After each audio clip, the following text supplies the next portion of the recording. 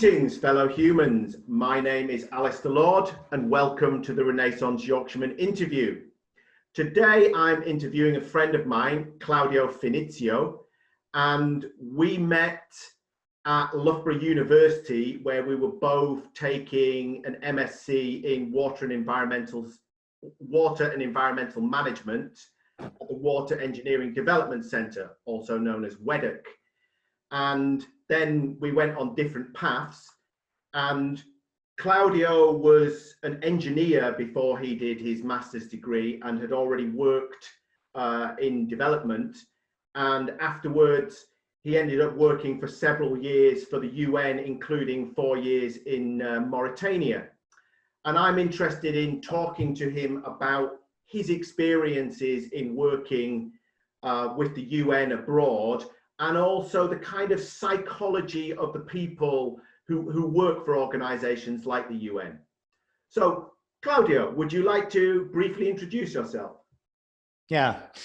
Hello, everybody.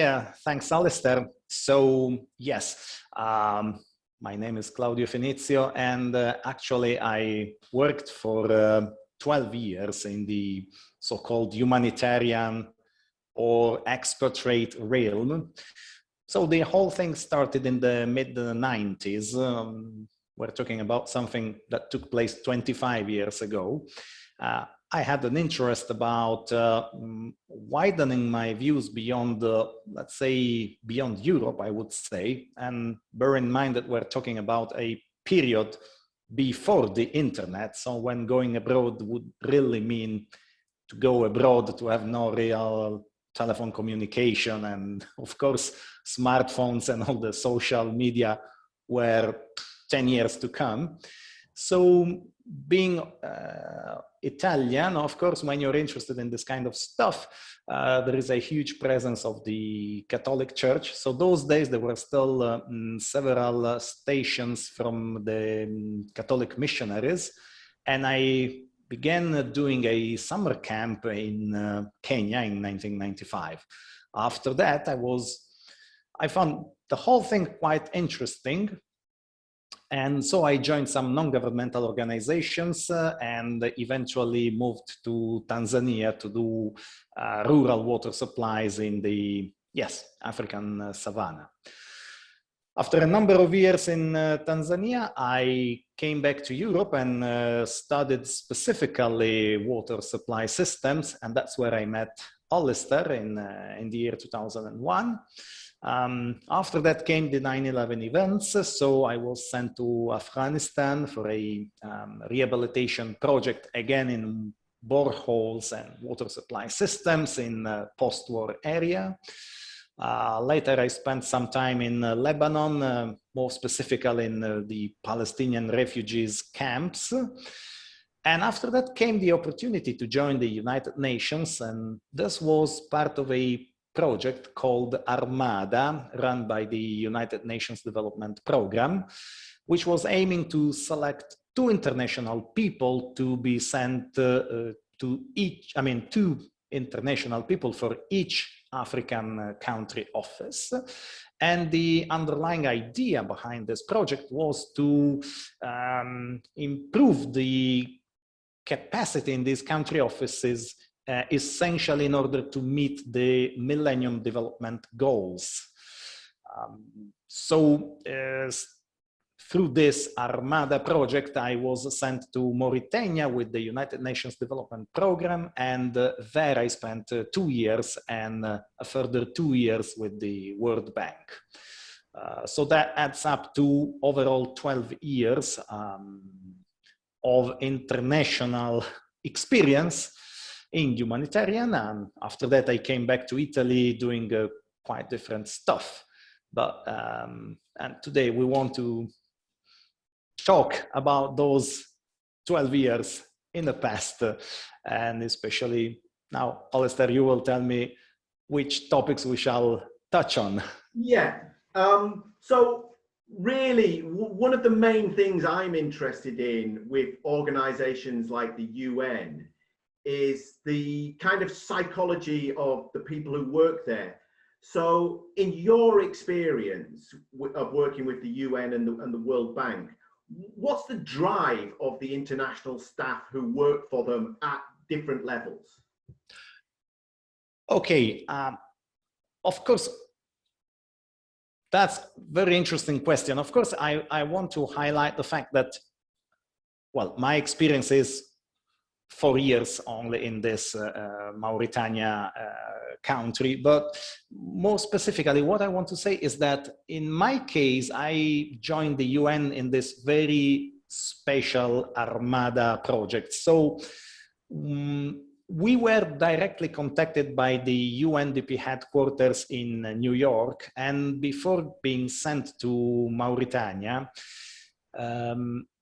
we spent a fortnight together with the entire staff from New York. So let's say I can say that I was very lucky, because my first contact with the UN system was directly with the people who were driving a project straight from New York, and all these people were extremely motivated and extremely, I think they were gambling a bit also about for their careers in saying, okay, we want to take people from outside the system, inject them into the system, and so on. So I would say my very first feeling was definitely absolutely positive, because we had this high quality training continues, and imagine that we did this training in Germany. It was with the New York staff, but we all joined in Germany, right. And we would also share the same hotel with the New York staff. So it was a real full immersion experience. After that, I was lucky again, let's say. We don't know if luck is something that happens by chance or is somehow driven by positive feelings. But when I joined the UNDP in Mauritania, the country director was Cécile Molinier, who would later become director of UNDP in Geneva. So she would be a very high-level officer. And Miss Molinier was absolutely keen to give me as many opportunities as possible to be a real presence inside the country office. So my personal experience was that all these staff, all these international staff were absolutely motivated, were absolutely keen to novelty, were absolutely, I would say, intelligent, in the sense that they were trying to make the best possible use of the resources they were given. Right, great. So overall, your experience was quite positive dealing with people from the UN. Well, absolutely, because to give you an example, imagine that I was at the absolute beginning with the UN system, and that was the late year 2005, and by 2007, the government of Mauritania had the so-called group consultatif, that's to say an event where the whole investment budget for the financial law is decided between all the international actors. That's to say all the embassies, all the UN agencies, the European Community, the different Bretton Woods organizations. And I was the person who was in charge to keep all the numbers and to control the communication between all these different donors. And we were talking about funding for 1.5 billion euros. Right. So the fact that I was, let's say, at the center of such a big project, and I only had 2 years of experience with the UN, tells me that for me, the experience was definitely positive, interesting, definitely. I have to say, I know of other people that didn't have the same luck, but in completely different programs. Right. But from my side, it was really a positive experience. Right. So during your time in Mauritania, you were interacting with local government officials on a fairly regular basis, right? And what was that kind of interaction like with local governments? Well, again, I have to say, I would need more experience to provide you a complete answer because, well, first of all, Mauritania is quite a peculiar country. If we just need to remember something, in this planet, Mauritania is the last country that has abolished slavery in 1981. It means that until the 1970s, to have a slave was legal in Mauritania.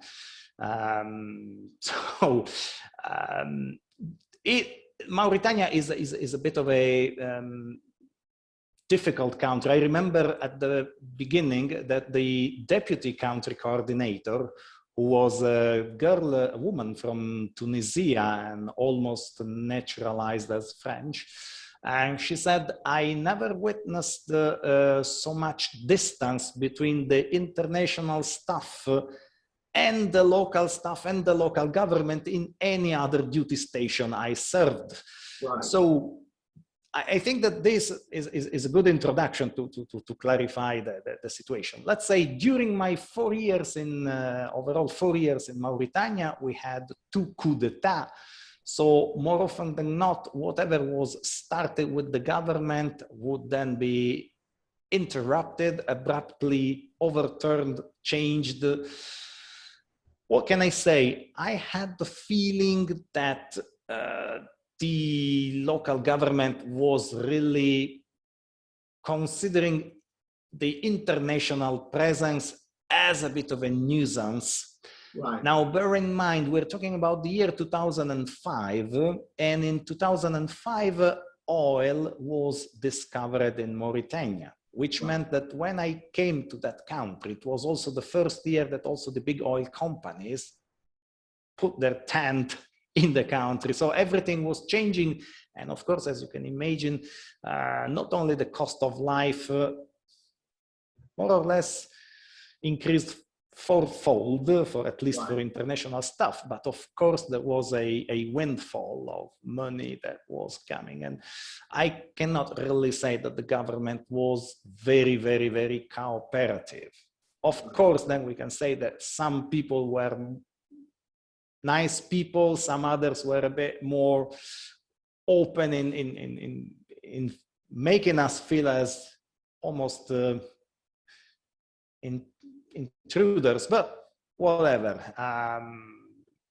It was difficult, let's say. Right. So I mean, obviously you've just told me that there were 2 coups d'etats during the time that you were there for 4 years. So perhaps not a kind of, how should we say, normal environment or standard environment. Yes, definitely. But in your experience, what sort of role do the local staff play? And when you're trying to implement like water projects on the ground, you know, obviously there are different ways of measuring success, you know, one of which is actually delivering clean water of a certain amount to a certain number of people. Were these projects successful in your experience? Okay, talking specifically about water, in my initial experience with non-governmental organizations, we could have tangible results because, you know, we were implementing projects, say, in a Palestinian refugee camp or in a village in Africa. So you would have a direct contact with the final beneficiaries. You could just check that your work, that's to say the physical infrastructure of the water supply system, was now working. So people were actually collecting water and using it. If I have to describe my UN experience specific to water supplies, then it changes a bit, because at that moment I was dealing with the Natural Resources Ministry. And essentially the goal was not about real infrastructures, so water supply systems, toilets, whatever, sewerage systems, but it was about having the water ministry to endorse and sign a a document which was called the Plan de Développement en Ressources Anneaux, or something like that, which was essentially, the goal was that the ministry would have a clearly defined document that would set forth the program for the 5 incoming years. So, you know, at that moment, the measurable outcome is whether or not you have a signature on a piece of paper. Of course, this piece of paper is binding, but it doesn't mean that actually you see water flowing out of a tap in a specific village. Of course, the document was in itself very important because it was about dealing correctly with water according to modern international practices and whatever. But of course, it's less tangible. Anyway, we managed to sign that document and also involve 4 different ministries in the process. So in itself, it was a success. Now, what was the outcome for the population in everyday life? Well, you still have to wait some years and see whether or not the document is implemented. And there was a coup d'etat after that, so I wouldn't be able to tell you what really happened. Right. So, I mean, once these kind of documents are ratified by the different partners, is it local people and local agencies who are then implementing the water projects, or is it outside agencies? Well, I think it's on a case-by-case basis, but at least for what pertains to Mauritania, I would dare to say that one of the limits was that implementation was 100% local. Right. So it was extremely difficult then to really see how the implementation was carried out. Okay, thank you. And Prego. as someone who was working for the UN, how were you perceived by local people in Mauritania? It was not simple. Let's say my feeling is that okay, let's put it like this. More specifically, I would start answering about the World Bank experience. In the case of the World Bank, we had the country director who wanted to implement a number of methodologies to improve the capacity to measure the performance of the World Bank country office. Right. So let's say this person kind of overturned the way in which people were working in the country office. And when I worked for the World Bank in particular, I was I was recruited as a consultant in order to improve this process of performance measurement and enforcing the country office procedures. So I had the feeling that we were perceived as, you know, the international guys who come to this country, spend 2, 3, 4 years at maximum there. They come with their own ideas. They force the local people to change the way in which they work. And then we will take the airplane and fly to another country. So in some sense, we were, I think that in some sense, it's honest to say that people were counting the number of days that were missing to our next contract. I know for sure that all okay, to be honest, a lot of the procedures that I was in charge to follow were abandoned when the next country manager came and probably decided to do things in another way. Right. One thing I have to say is that sometimes you have the feeling that if possible, once the local staff, they get into, let's say, the World Bank or even the UN, of course, this is a very good post compared to, say, an average post in the country, and they tend to, well, I'm Italian, I would say they tend to behave a bit in the same way in which you see the public's staff in Italian offices. That's to say, it's a job that is good for the rest of your life, and you know, it's a status, and that's it. I mean, you know, one of the problems in these cases is that you are not in the private sector, so no matter what your performance is, the World Bank and the United Nations will anyway keep on existing for the next, let's say, 100 years. I mean, if you compare this time scale to the working lifespan of the staff, this organization exists forever. Right. And so there was no such a feeling like we are in a competition, and if we don't perform well, we will be broken. Right. It's so sad to say, but to some extent it's honest. Right. So, I mean, essentially what you're saying is, once you get in the system, even if you're not that competent at your job, you can still like kind of chug along, and, you know, and it's a good job and you're well paid. My understanding is that there is even a verb, which I don't know if it is official English language, but it's to float around. And people say, well, you know, once you're in, you float around like a fish or like a whatever. Sorry, when you say once you're in, you mean in the UN system? Yeah, let's say once you are in these organizations, you know that it's the real difficult thing is to get in. And after that, of course, unless you really work badly, but then it's kind of simple to keep on keeping your post. This said, I want to say that the other guy that was sent, I mean, the other international guy who was sent with me to Mauritania, well, he was not fired, but let's say when his contract ended, he didn't get any other contract. So let's say he did not work well, to my understanding, and he was sent out of the system. Wow.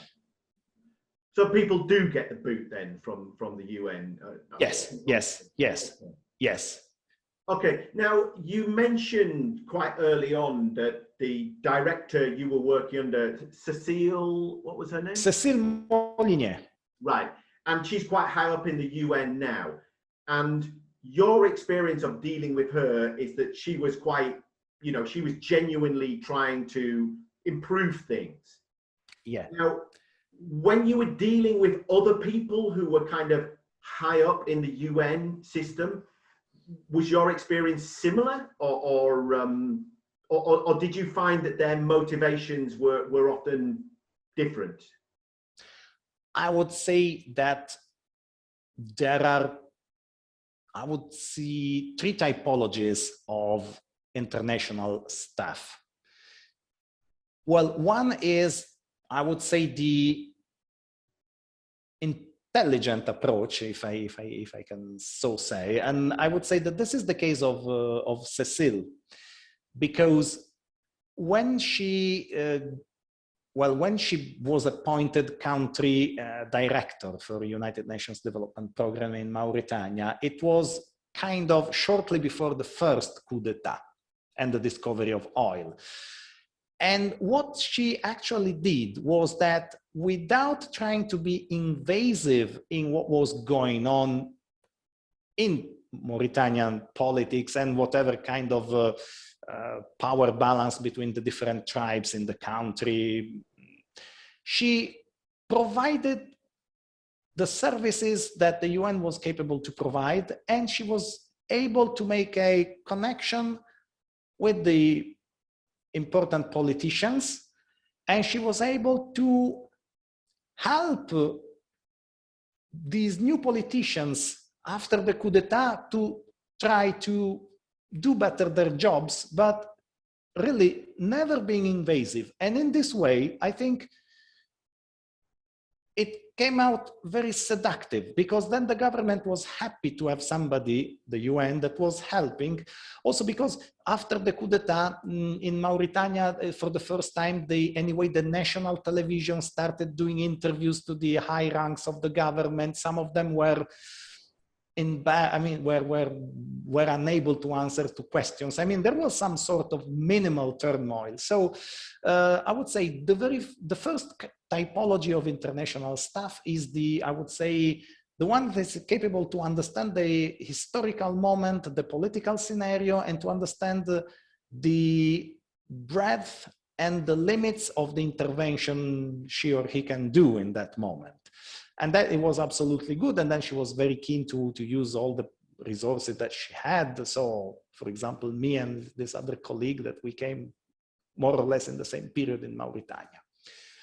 A second typology of international staff, I remember, always remembering you that my experience is limited to a single country, are those staff that are probably genuine in liking to see some improvement in the country, but they kind of take a very personal approach, and they feel that if they will be doing good in this country, they will have a boost for their own career. So in some sense, they are more like people would like to perform very well in an office, in private sector, so to get a higher rank. So I can say that some people at the bank, at the World Bank, wanted really to do particularly remarkable performances in order to show these performances in Washington at the World Bank headquarters and boost their career. So this, I would say, as a second typology.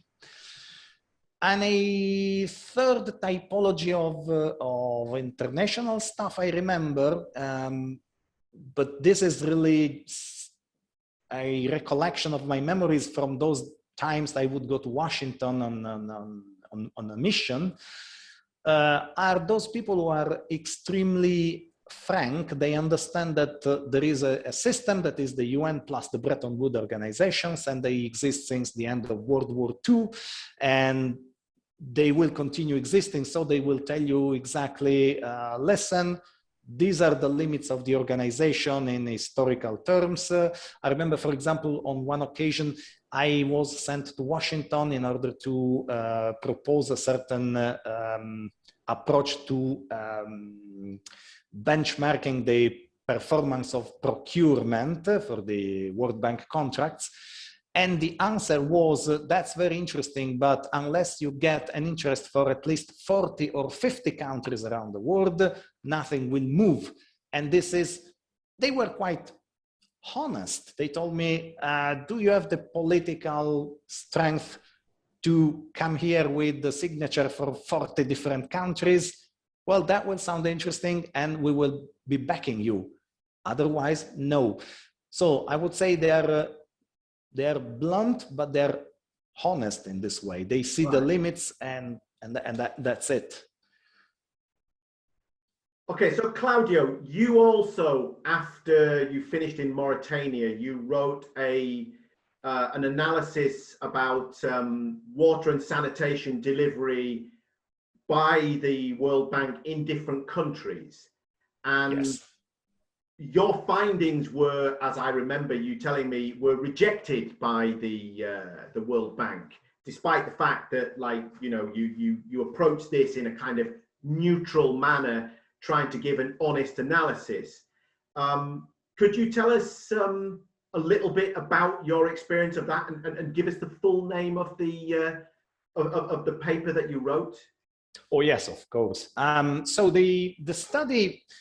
Well, the study was called A Comparative Study on Water Supply and Sanitation Management in Urban Municipalities, How Decentralization May Affect Service Delivery.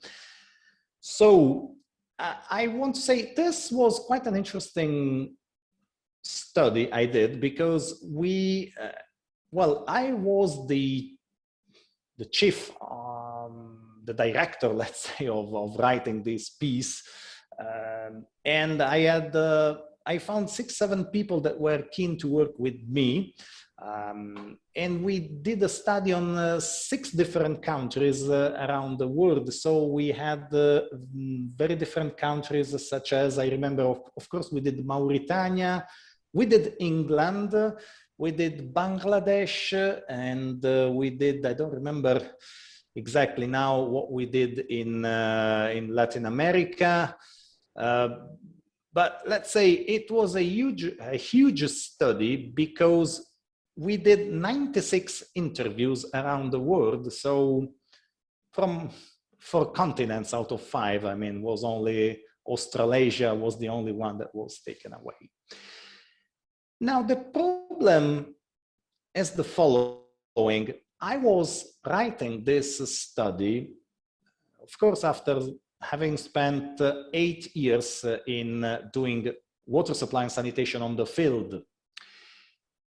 And suddenly, I was asked to investigate whether or not the concept of decentralization would be fine, would lead to better results for the local populations or not. Well, now I suspect that this study was commissioned. I mean, I don't suspect, I know this study was commissioned for the water supply system to me, because I had this experience, but it was part of a larger publication of the bank, where they were analyzing not only water supplies, but also healthcare, and most likely, I imagine, other services that they're basic need for the population. Now, my study was very blunt in many ways, because actually what I said was that this decentralization was not really working that good, and that at the end of the day, discipline is the only thing that really works, and not really political solutions such as centralization or decentralization. So having in the list of countries England, well, I said, you know, anyway, England is to begin with the country where I did where I went to study. So universities work, the society in itself is working.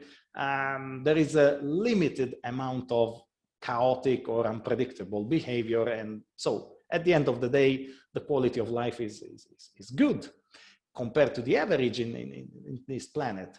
Now, what works in the end is discipline at every level of the people that work in water supply systems. So forget about decentralization. I was showing that that things in Bangladesh, for example, or in Morocco was another country that was considered in this study, will not work unless you don't have a very strong centralized power that ensures that people are disciplined. Wow. And for example, I remember, I think that the one good example was not only England, but was, for example, also Morocco, because because since Morocco is a kingdom, and so all the citizens are subjects of the king is morally supposed to provide water to his subjects. So at the end of the day, water supply was working better through public fountains in Morocco, where you have one king, so something that is really not so much democratic, at least in the modern sense. And it was not working in Bangladesh, where of course you don't have a king, but then everybody's king in the sense that everything was tremendously chaotic. Right. What was the problem? Despite the 96 people interviewed, despite the fact that we really did a huge study, spent several months where we were really serious about the job we did. When I submitted this text in Washington, so it was peer reviewed by the big water supply and sanitation guys in Washington, at the first time they told me, Claudio, can you just change your conclusions and speak in favor of decentralization? And I said, but the entire study is demonstrating the opposite. So no, I mean, of course, I didn't say no. I said, okay. And I spoke with I remember, but if you want, I can provide you the names of all the people I spoke with, but I don't think it's particularly interesting. I mean, I remember I spoke with somebody who was a very positive person, because she was really, she had never really been to the field, but she was really definitely keen that the World Bank may help to improve the people. And she told me, okay, Claudio, I understand what you're saying, but please try to change the sentences a bit like this, a bit like that. Be more propositive. You can say decentralization so far is not working, but it could work, blah, blah, blah, blah, blah. So I try to change a bit the text in that sense. I would say not too much, because honestly, if the entire text was demonstrating the opposite, I said, okay, we could try to push in this direction, knowing the limits of decentralization, or believing that this magic formula will have a real impact in everyday's life in terms of service rendered to the people. And despite these changes, these edits I did, when the text was finally, or for a second time, peer reviewed by the big World Bank people, I remember precisely that I received as an answer, the text is not valid because it's not in line with what already published by the bank. Right. To my understanding, the text was never really published. Perhaps some excerpts were taken for that famous publication. Of course, I'm not a native at all, not native English speaker at all, so there was surely also some problem that the quality of English should have been absolutely improved to sound native speaker. But the real problem was that the document was not in line with what the bank was interested to divulgate.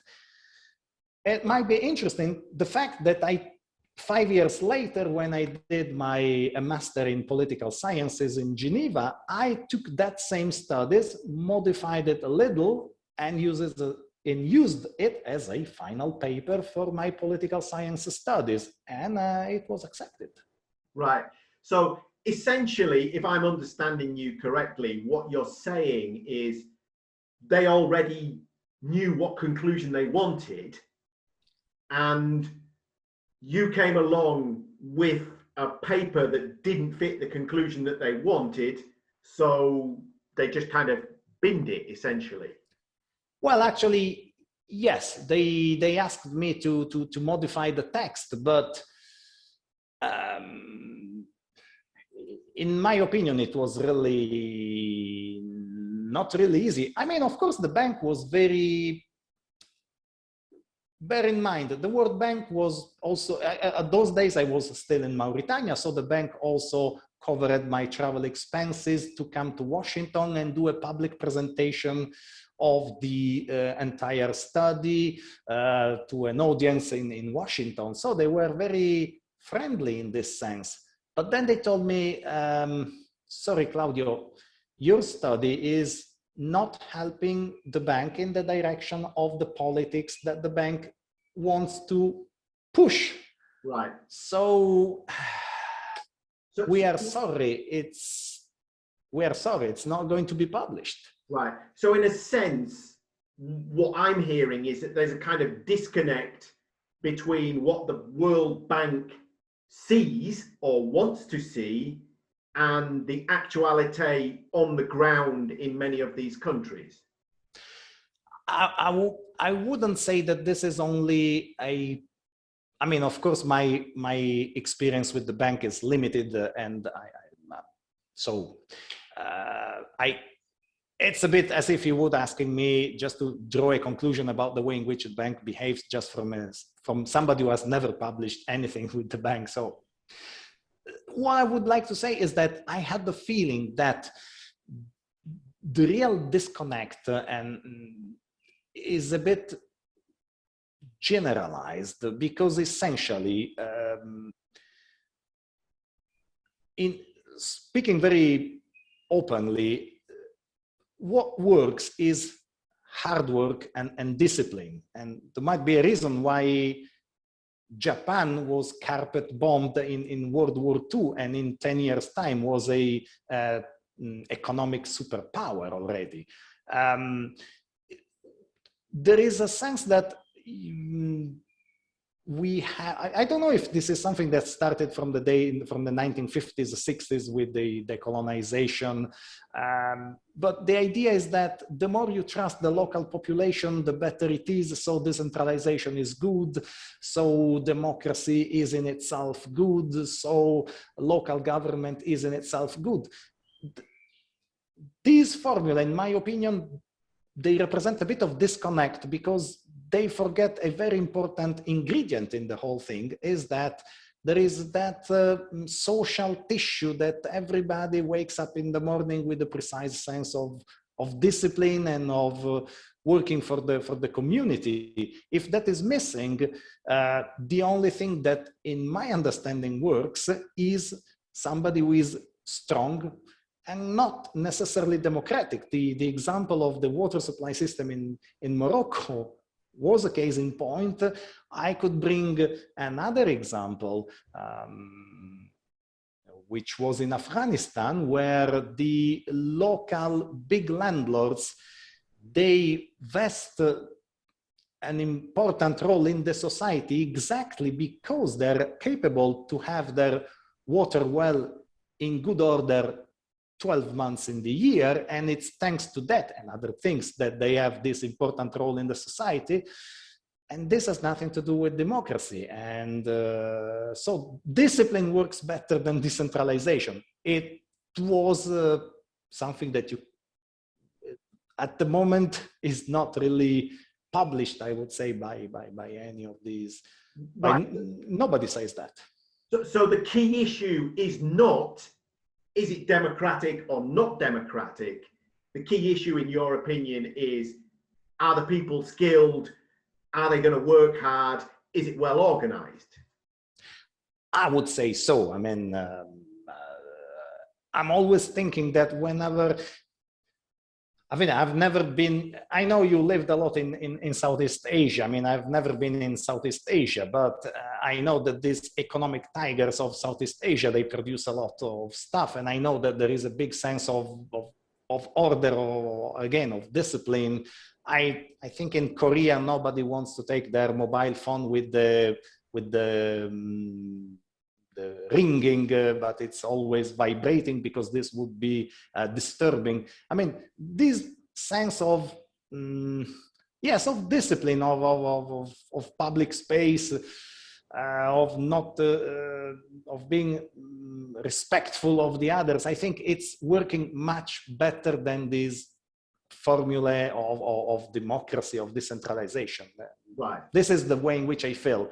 Unfortunately, in my opinion,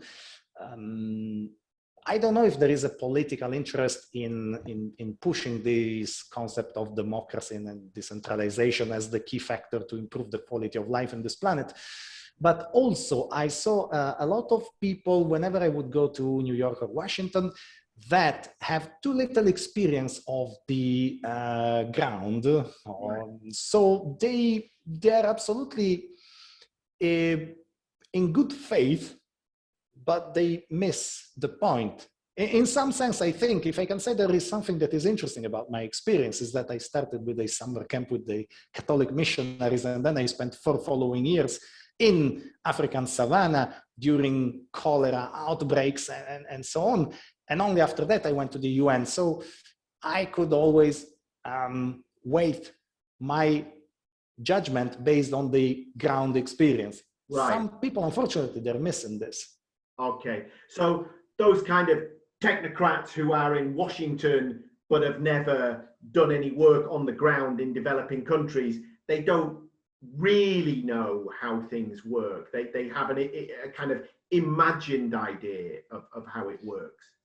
But I would like to, I agree with you, Alistair, and I would like to bear an example that was, this was again an example with the World Bank. in the Mauritania country office, there was a very nice guy, a Mauritanian guy, who was in charge of the, I think it was, I mean, let's say in charge of television, press, and whatever, communication. Now, this guy was, let's put it like this, Mauritania is an Islamic state, and it's following officially the Islamic law. I mean, at least officially. Now, everybody would come to Mauritania with the writing on their passport visa, Islamic Republic of Mauritania, would imagine a very religious country, let's say.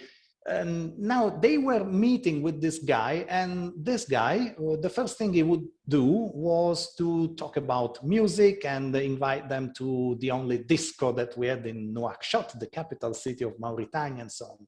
So all this international stuff, they came back to Washington or New York, and they say, oh, I don't remember the name of this guy, but of course it's not important, the name. They would say, oh, this guy really represents the future of Mauritania. I mean, we went dancing with him and all this kind of stuff. Now, I knew quite well this guy, and he was really one of the, I mean, this guy was really saying, we are the leaders, the population are ignorant, and despite he was the guy who was bringing everybody to disco, he was absolutely one of those who didn't want anything to change in the country, yeah, and who had an opinion about the general people as slaves. And I was surprised that nobody coming from Washington would be able to spot this. Right. For them, it's enough to be invited one evening to local music concert, and then maybe to go to disco and dance a bit, a couple of hits of international disco music, and they think you are a decentralizer, you are a Democrat, you are a whatever. It's so easy to draw conclusions from limited evidence. Exactly. Right. So some of these people, because they haven't worked on the ground for extended periods, their experience on the ground is quite limited, and then they maybe extrapolate from a very small amount of evidence, and their conclusions are often wrong. Absolutely. Right. Absolutely. And I mean, it's really always this case. I mean, if you want, I can bring you another example, which is totally different, but it still bears the concept. And this was in Afghanistan a long time ago. I mean, a long time after 9/11 again. We had, I was working in the south of the country, near the border with Pakistan and Iran. And among other projects in the area, there was one project to improve the local hospital. So came a Spanish girl who would later join UNICEF, and she was absolutely amazed by the local director of the hospital. And now, to be really honest about what happened, of course, the local director of the hospital, who was, let's say, a middle-aged man, and this girl from UNICEF, I mean, this girl that would shortly after join UNICEF, she was like 20, 25 years old, a Spanish girl, beautiful in her youth. So, of course, the director of the hospital was very polite and propositive with the girl, because it was one way like another, especially in Afghanistan, not the simplest country on this planet, to feel gallant with the Western woman. Wow. And then she said, oh, we have a fantastic opportunity in Nimruz. Nimruz is the name of the region where this hospital was existing. The director is a fantastic person, and so on. And actually, when she left, the director showed his real face, and it's anecdotal, but I just want to let you know, since Afghanistan was a dangerous country to travel, and most of the travel was done by small airplanes, and I was working water supply systems there, the director at a certain moment came with the request that we would disguise Russian escorts or Russian prostitutes that were coming to Kabul those days as nurses on the Red Cross airplane so that these women would reach the desert for the good moments of the director of the hospital and the other important people in the area. And at a certain moment, he almost denied the signature on some part of the contract that was to be stipulated between the local hospital and the non-governmental organizations if I would not cooperate to disguise these girls as nurses. Right. And we really got stuck like for a semester. When I informed the headquarters about the real intentions of this director, and he was absolutely not joking, it was really not joking, they thought I was completely missing the point, and they said, are you sure? You live too much in the desert, there is too much sunlight. And then I said, listen, we are not going to move forward with this man, reconsider completely whether or not to cooperate with this hospital, because this Spanish girl, she missed the point that he was gallant, period. This happens oftentimes, not all the times, oftentimes. I think when one thing I want to remember again about this Mrs. Cecile Molinier, for example, when I told you the first kind of international staff, those who link well with the local realities, yeah, they understand the limits of their intervention. Right. They would never get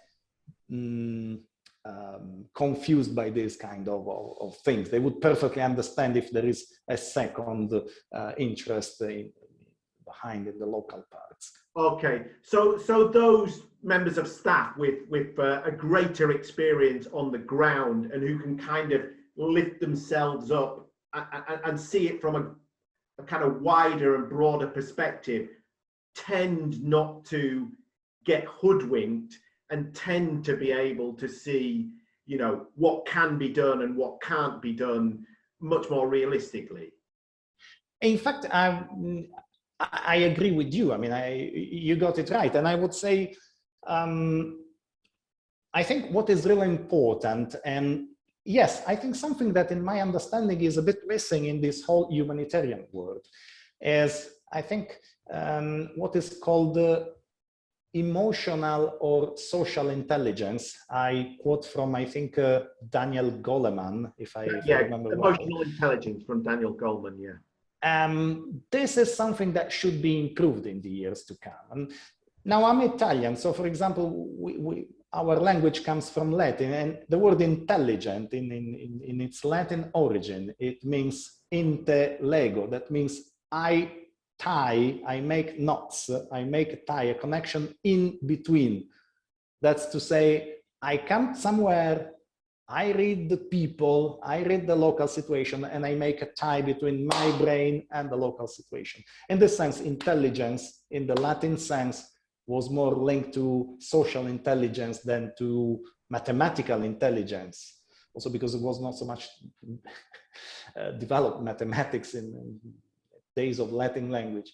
But I think this social intelligence is definitely something that should be improved. Right. Of course, this goes together with the fact that it may well be politically not correct.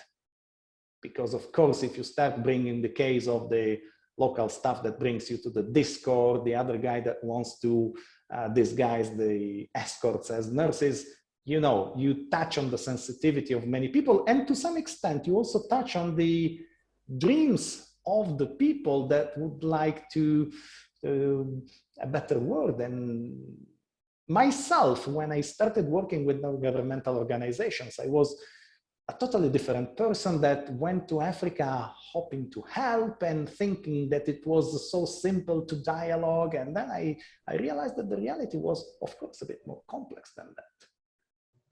Great. Well, thank you very much for that, Claudio. It's very insightful. Are there any final points you'd like to make about either the UN or the World Bank in general, or about working with these kind of organizations? Well, I think listen, I think there is one point I would like to draw, which is the following. Bear in mind, once more, before I state it, I just want always to remember what is the limit of my experience. Before joining the UN, all my experience within the non-governmental organization world was with Italian organizations, or let's say with the NGOs headquartered in Italy. So from this NGO point of view, so often there is the way in which they see the UN is mostly as an enemy, as a bureaucratic monster, unable to make any link with the local communities and so on and so on. I want also to say another thing, contrary to this belief. I want to say that in my experience, there is a huge disconnect also in the NGO staff. Right. That's to say, honestly, I found that in terms of human behavior, in terms of qualities, I found that the staff working inside the UN and the World Bank was more prepared and even more open-minded than a huge number of people that are recruited by non-governmental organizations. So I would say that if there is a disconnect in the UN system, there is also a huge disconnect in the NGO system. Right. I would like to remember, I would like to make a case in point. The first NGO I worked with had also, of course, I was working in water supply, and aside me, there was a second branch of the project which dealt with a local bank and agriculture. So the idea was to start a local bank in the central Tanzania, initially based on not on cash, not on money, but exactly on rice and on maize. So the bank would be a bank of seeds at the beginning, and then after the seeds, we would switch to cash, to money, to actual Tanzanian shillings. Now, these guys, the guys that did the project were extremely motivated, absolutely. But they were also really disconnected. They had the view as if their intervention was a socialist scientific intervention, and they portrayed themselves, despite they would despise colonialism, they would portray themselves as the people who will bring development to central Tanzania. Right. Of course, this bank, no, of course, actually this bank at a certain moment failed, it didn't really work. At a certain moment, one of these people even counterfeit the balance sheets of the bank in order to make the project appear that it was working. Right. I want to highlight this. These guys are not counterfeiting the balance sheet to steal some money at all. They are absolutely wholeheartedly interested to bring development. But they are like revolutionaries. They imagine that their only presence for a limited number of years in the middle of the savannah will change the way in which the local culture works. It's a bit as if I would say to somebody, again, I remember I'm Italian, it's a bit as if I would say to somebody coming from Sweden, okay, please go to Sicily, where we have a huge problem with mafia, and try to eradicate mafia. You will not succeed in that, right, because the culture is much more complex. So I want to say that if there is a disconnect in the UN, NGOs oftentimes, they have a even bigger disconnect, because they feel as if they are smaller realities that are seriously doing some sort of revolutionary presence with the local communities. Yeah. Okay. Okay. Well, thank you very much for everything today, Claudio. Thanks. Very Thanks to you, Alistair.